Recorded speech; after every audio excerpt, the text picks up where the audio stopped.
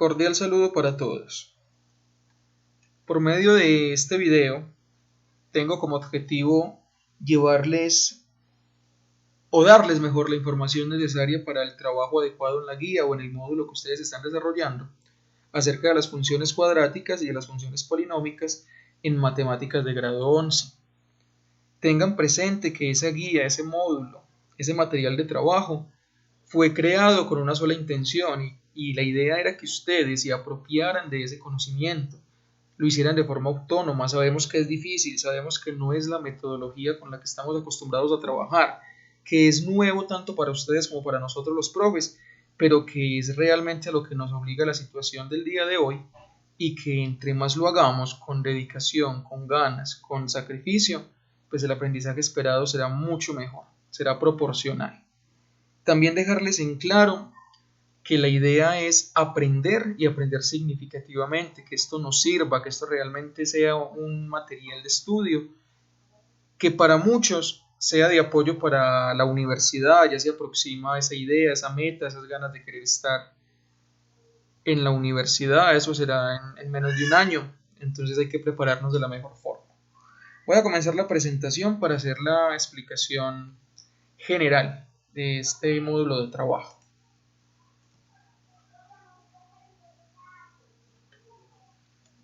Muy bien, tenemos guía didáctica de la función cuadrática y funciones polinómicas en general, grado 11, el nombre del docente y el escudo del colegio. ¿Cuáles van a ser los aprendizajes esperados, queridos estudiantes? Número 1. Conocer y aplicar los conceptos matemáticos asociados al estudio de la función cuadrática. Es una función que ya hemos trabajado en grado 9. Puede que muchos de ustedes no recuerden. Los que sí tratarán de recordar, pues se van a dar cuenta lo similar, porque es prácticamente la misma función, simplemente que aquí vamos a hacer un énfasis más específico en la resolución de problemas, en la gráfica y en la aplicación de esa función en diferentes situaciones reales.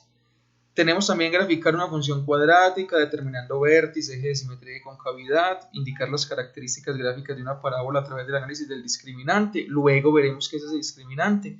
Determinar las intersecciones de la parábola con los ejes cartesianos, es decir, el eje X y el eje Y.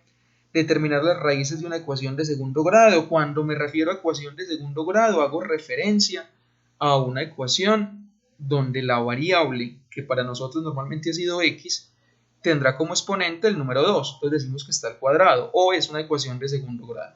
Reconocer las funciones polinómicas y sus características, aplicar el teorema del factor y el teorema del residuo, analizar y graficar funciones polinómicas. Esos tres últimos objetivos o aprendizajes esperados están más enfocados a las funciones polinómicas, que luego pues en su debido momento vamos a definirlas y vamos a trabajar con base a la información que ya está establecida y cómo podemos aplicar esos elementos, esos aprendizajes a elementos cotidianos, a situaciones reales.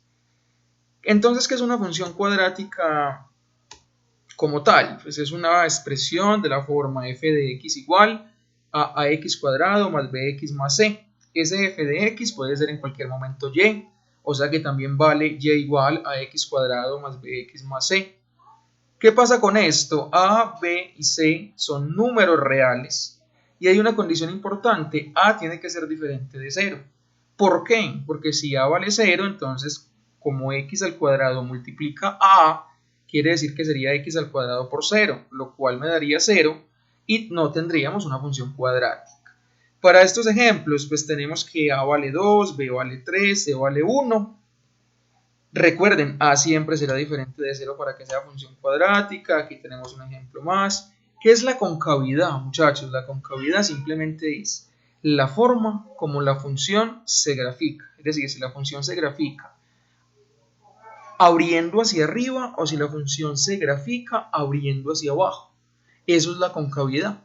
Para el caso de funciones, pues solamente vamos a tener esas dos opciones: cóncavo hacia arriba, que sería esta parte acá, o cóncavo hacia abajo, que sería esta parte de acá. ¿De qué va a depender esa concavidad? Del valor de A. ¿Cuánto vale A? ¿Qué me indica A? En este caso, si A es mayor que 0, en otras palabras, A es un número positivo, entonces decimos que la parábola es cóncava hacia arriba. Si A es menor que 0, en otras palabras, un número negativo, decimos que es cóncavo hacia abajo. ¿Qué es el discriminante? El discriminante es básicamente el factor que está en la raíz de la fórmula general de una ecuación cuadrática. Ese factor será entonces b cuadrado menos 4 por a por c. Recuerden que a, b y c están definidos en la función cuadrática dada por la expresión algebraica, lo que hablábamos anteriormente. ¿Qué pasa con este discriminante? Si el discriminante es positivo, vamos a tener dos soluciones reales, o sea, dos soluciones que son números reales y van a ser distintas, van a ser diferentes. En este caso, los puntos de corte, miren acá donde corta la curva azul con el eje X y aquí donde corta la curva azul con el eje X, serán las soluciones. ¿Qué podemos entonces decir? Hombre, las soluciones de esa ecuación cuadrática, de esa fórmula general, si el discriminante es mayor a 0 o es positivo, pues va a tener dos posibles puntos de corte, es decir, las soluciones van a ser esos dos puntos de corte en ese plano cartesiano. Aquí estaba lo que yo decía, la parábola intersecta en dos puntos al eje X. Si el discriminante es negativo, ¿qué pasa si el discriminante es negativo? Pues resulta que tendríamos una raíz cuadrada negativa, es decir, este b cuadrado menos 4a por c sería un número negativo. Recuerden que las raíces cuadradas negativas no están definidas en los números reales, se definen en los números complejos y nuestro plano cartesiano pues no ubica en su zona de trabajo números complejos. Por lo tanto, ¿qué quiere decir esto? Que no hay puntos de corte. Quiere decir que todas las parábolas que nosotros veamos de esta manera, donde no corta, es decir, la curva azul no corta el eje X, vamos a poder concluir que su discriminante es negativo. Quiere decir entonces, al ser el discriminante negativo, no habrá solución en los reales, por lo tanto no habrá puntos de corte. Ahí está la explicación, ahí está la definición del discriminante. Si el discriminante es igual a 0, resulta que tendríamos solamente una solución y por lo tanto esa solución corresponde únicamente a un punto de corte. Conclusión de toda esta teoría del discriminante. Es el factor que me permite a mí conocer las raíces o los puntos de corte de la parábola con el eje X en el plano cartesiano. Tengámoslo presente.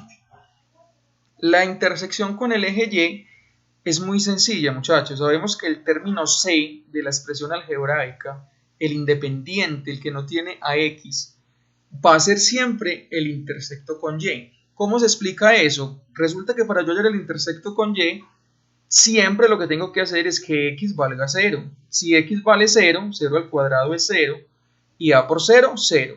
Si B vale 0, entonces sería, si X vale 0, entonces sería B por 0, lo cual me da 0, y 0 más C, pues me da C, por lo tanto ese sería el intersecto. Vamos a tener siempre esa particularidad. Profe, si no hay C en la función, ¿cuál es el intersecto? Pues entonces es 0,0. ¿Por qué? Porque si C no está en la función, en la expresión, quiere decir que C vale 0.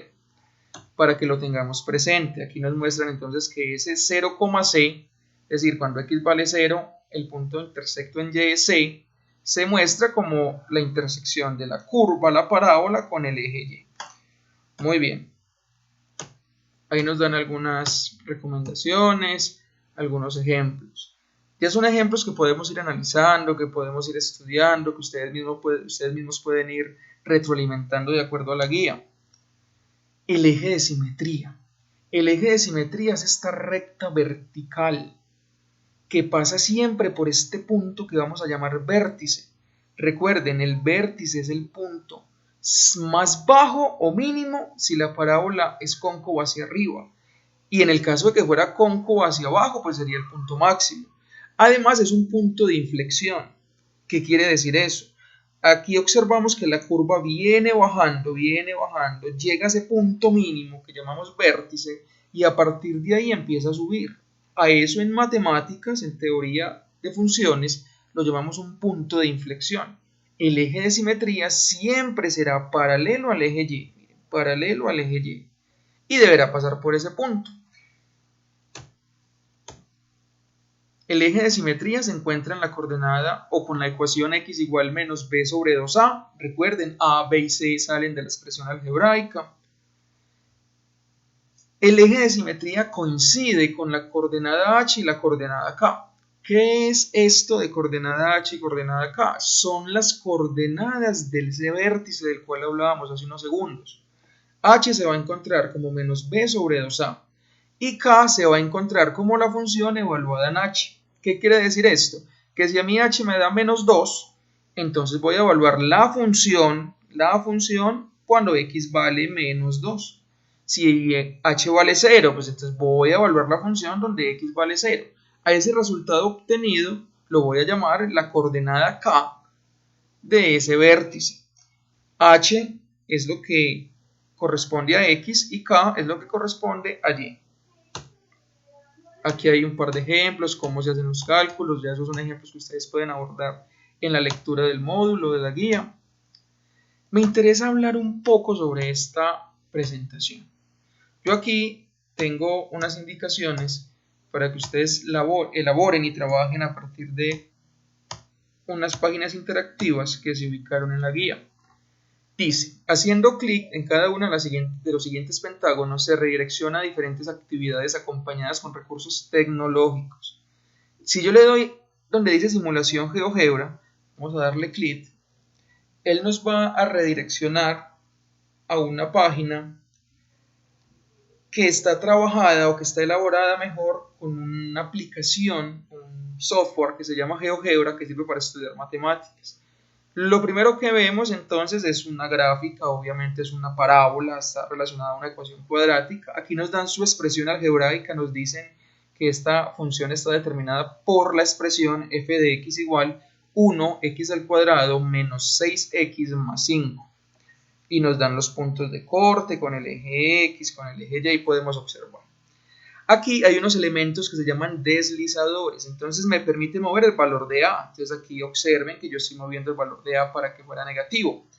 Observen qué pasó cuando yo moví A negativo, qué pasó con la curva, cambió su concavidad, lo veíamos en la teoría. Si A es mayor que 0, positivo, la curva es cóncava hacia arriba, y si A es negativo, menor que 0, la curva es cóncava hacia abajo. Entonces este deslizador que se llama A es el que nos va a permitir mover ese coeficiente.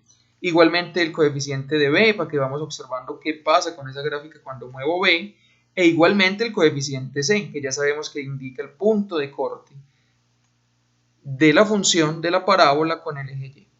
¿Cuál es su actividad? ¿Cuál es su tarea en esta parte inicial del módulo? Que ustedes resuelvan a partir de esta animación estas preguntas. Dice, mueve los deslizadores para cambiar los valores de los coeficientes. Primera pregunta, ¿cómo cambia la gráfica de la función cuando cambia A? Muchachos, seamos muy claros a la hora de responder. Es cómo cambia, no que cambia. Sabemos que cambia A. Sí, eso es lo que está cambiando en la presentación, en la gráfica. Pero entonces, ¿a qué se debe ese cambio? ¿Cómo cambia? ¿Qué es lo que genera? En particular, ¿qué ocurre si A es menor que 0, si A es igual a 0 o A es mayor que 0? Ya tenemos elementos de acuerdo a la presentación, al módulo y a lo que hemos conversado el día de hoy. Y al cambiar la C y la B, ¿qué ocurre? Aquí tienen la opción de que ustedes, al darle clic, aparezca el vértice. Miren que aquí apareció este puntico y aparecieron sus coordenadas. Es decir, ese vértice está ubicado en la coordenada 1.25 en X, aquí pueden observar, y menos 2.75 en Y.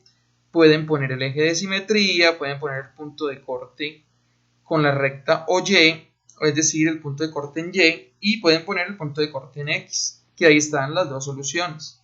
Al resolver la ecuación cuadrática de esta función debemos de llegar a estos resultados, a 18 y a 0.18, perdón, y a 2.32. Muy bien, por ahora es una orientación para que ustedes realicen esta actividad, para que se motiven, para que se den cuenta que podemos ir comprendiendo una metodología nueva de aprendizaje, pero que si trabajamos con una buena actitud vamos a lograr grandes objetivos. Yo espero que hasta acá la presentación haya sido de su agrado, que haya dado respuesta a muchas preguntas y en una nueva forma de presentarnos, ya sea video, ya sea virtual, ya sea vía WhatsApp, comunicación, correo, online, no sé, buscamos la forma y podemos solucionar más dudas. Que tengan un feliz trabajo, que se motiven a realizar las actividades de la mejor forma. Dios los bendiga.